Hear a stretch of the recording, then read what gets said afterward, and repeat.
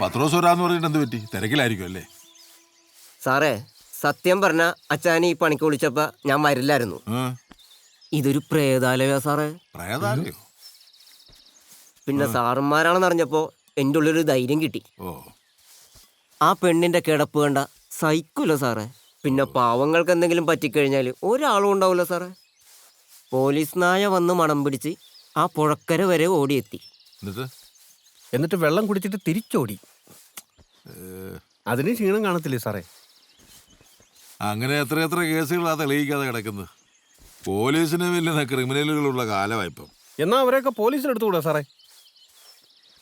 ഭരതനെ എങ്ങനെയാണോ എടുത്തേ? അല്ല,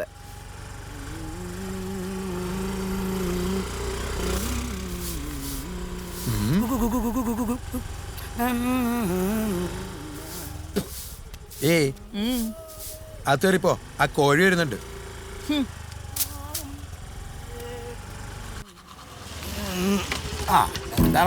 സ്റ്റേഷനൊന്നും പോയില്ലേ? ഇല്ല. നമ്മള് ക്രിസ്ത്യാനികൾ തമ്മിൽ കണ്ടുമുട്ടുമ്പോ പറയുന്ന ഒരു വാക്കുണ്ട്, അതൊക്കെ മറന്നുപോയോ? അച്ഛനെ കാണുമ്പോ അങ്ങ് മറന്നു പോകും. മറവി മനുഷ്യനെ മയക്കുന്ന ഒരു മരുന്നാ, അറിയോ? വന്നേ, ഈ അച്ഛനൊരു ഊളാന്ന് കരുതിയോ? നീ പോലീസ് സ്റ്റേഷൻ പറപ്പിക്കുന്ന ആളാണെങ്കിൽ ഞാൻ സഭയെ പറപ്പിക്കുന്ന ആളാ, അറിയോ? തന്നെ ട്രേസ കൊച്ചെന്തി പന്നിയർച്ചി ശങ്കയെ കുടുങ്ങി ഓപ്പറേഷൻ ചെയ്ത് കിടക്കുക. എന്തേ?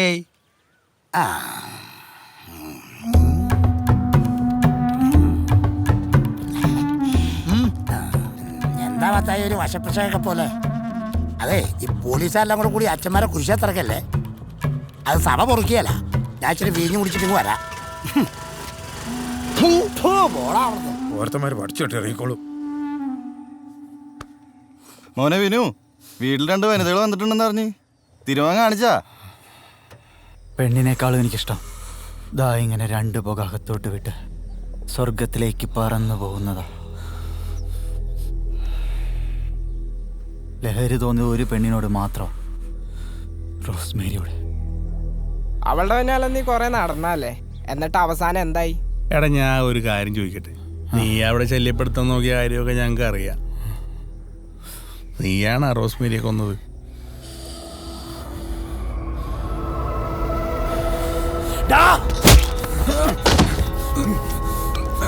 മിണ്ടിപ്പോരുത് പന്നിയുടെ മോനെ,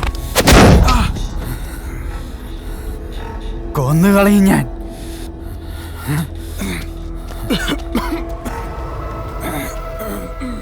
പിന്നെ എല്ലാം കൂടെ എത്രയായി? 20 രൂപ. എത്ര?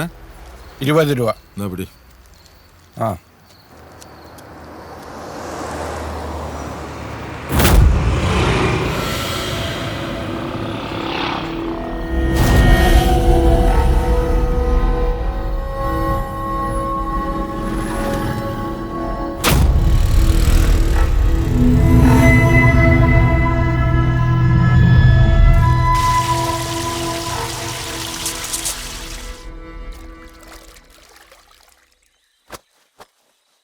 സാറേ, ഓരോ ദിവസം ചെല്ലും തോറും പേടി കൂടിക്കൂടി വരുക.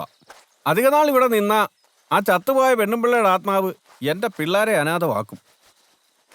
എല്ലാത്തിനും ഒരു ചോര മണമാണ് സാറേ. സാറേ, നമുക്ക് ഈ പള്ളിയിലച്ഛനെ കൊണ്ടുവന്നൊന്ന് വെഞ്ചാമരം വീശിച്ചാലോ? വെഞ്ചാമരോ? ആ, അച്ഛൻ വന്നിട്ട് ഇങ്ങനെ ഈ പുകയൊക്കെ ഇങ്ങനെ ആക്കിയിട്ട് പനിനീരൊക്കെ ഇങ്ങനെ തളിക്കുന്ന. ഓ, വെഞ്ചരിപ്പ്. ആ, അത് തന്നെ. നമുക്കേ ആ അടുക്കള ഒന്ന് ശരിയാക്കി എടുത്താ വല്ലപ്പോഴും ഇച്ചിരി കട്ടൻ ചായ ഇട്ട് കുടിക്കാടൂ. അയ്യോ, അത് തുറക്കൊന്നും വേണ്ട സാറേ. അവിടെ കിടന്നാണ് ആ പെണ്ണുമ്പിള്ള എത്തത്. അവിടെ വെച്ച് കട്ടൻ ചായ ഇട്ടാലേ കട്ടൻ ചായക്ക് ചോരയുടെ മണം വരും.